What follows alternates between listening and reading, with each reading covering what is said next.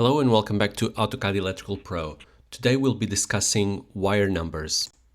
Wire numbers are typically displayed adjacent to the wire represented in schematics and overall helps make the drawing more usable, especially when you have a lot of wires and a lot of electrical connections.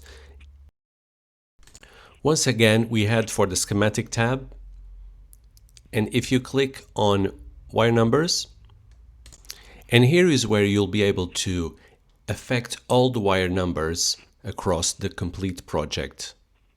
You will develop your own way of working, but it's not uncommon for people to add tags as they create the schematic, or to just do it at the end, or even a mix of both.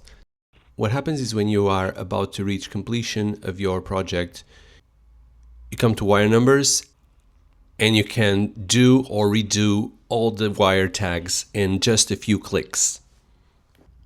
If you tag new unwired only, it will leave all the wires that are already numbered as they are, and it will add only wire numbers to unnumbered wires.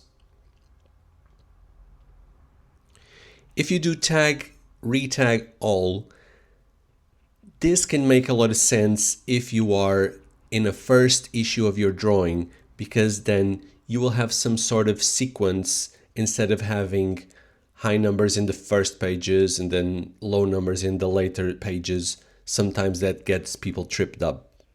I always recommend people to select cross-referenced signals and Freshen Database for signals, because then that ensures that there will be no contradictory information across the project. In the wire tag mode, you can decide if you want sequential numbers, what number it starts with, and then you can also choose to use XY grid, which will use the position of the wire in relation to the position in the XY axis. If you use format override, you can add a different style to your wire tag format. You can use the wire layer format overrides if you have specific layers that you want to apply a very specific format of wire number. And you can also select to insert the wire numbers as fixed. And I'll explain that in a minute. Then you have the option to apply your selection to the complete project, where then you can select exactly which drawings you want to apply the wire tagging. You can also do this individually and pick individual wires. This can be useful if you are done with your project and you just need to add one or two single wires. Or if you select drawing wide, then this will only apply to the active drawing that you have open. If your way of working is that you will be adding wire numbers manually as you are creating the schematic, you can simply go next to the wire and right click on it, go down to the wire numbers, and from here you can edit wire number, you can do automatic wire numbers, you can copy wire number, can copy wire number inline, and you can also move the wire number. If you go to edit wire number, here you can manually change this to whatever number you want.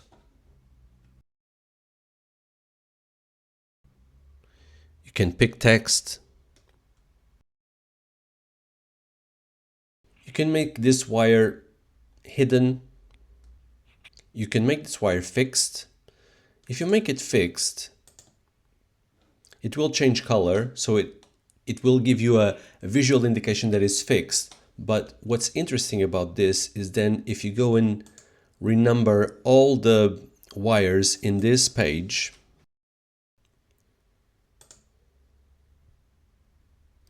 you will see that all the others were changed because they were not fixed, but because this one was fixed, in the retagging it was not modified.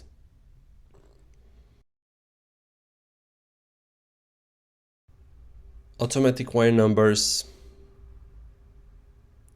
Again, this is doing the same thing that we were looking at before.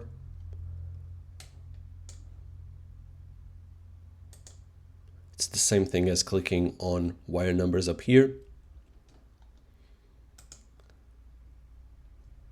If you copy wire number, sometimes the wires disappear, or you feel like it would be helpful to have this wire number visible here, so you can just click on this wire, and because it's electrically connected to the wire above, it's just gonna create a copy of the same number.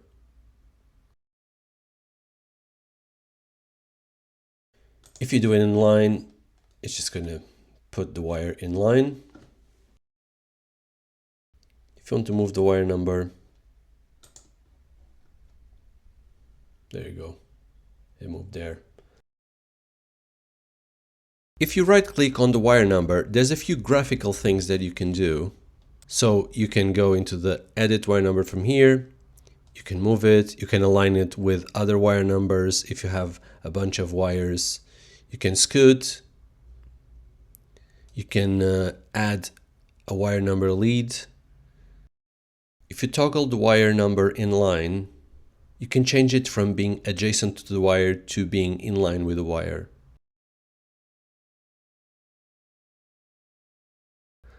You can flip it to the other side of the wire, and you can just delete the wire number. So if we do wire number leader, left click, enter, and there you go. And this can be helpful if you have a section of the drawing that is very busy and you can't really afford to have some numbers next to the wire. You can put it a little bit further away and still have a very clear indication that this number refers to this wire.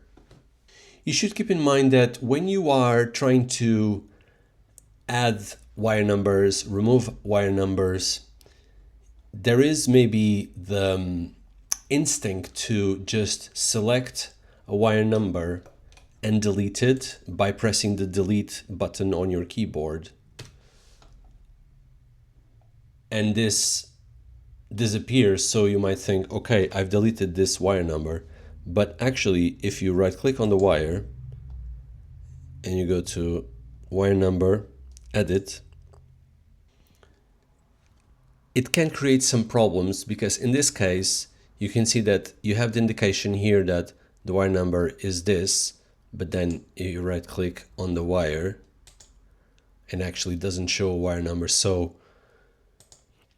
please always try to use the tools that are provided within AutoCAD Electrical and try to avoid going by what's just shown graphically, because if you change the way you think about how AutoCAD Electrical works, then you'll become more efficient in the way that you create your designs.